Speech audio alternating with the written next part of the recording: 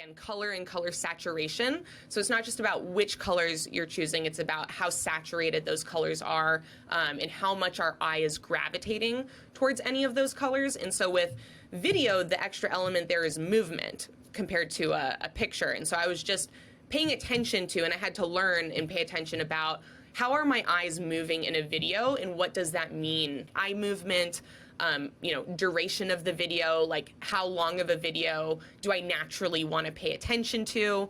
When do I start noticing that it's boring, or at least start noticing that there's a time factor in watching the video? So those were all things that I had to experiment with and learn through using TikTok. And I would say I'm much, much better as a marketer today than I was a year ago.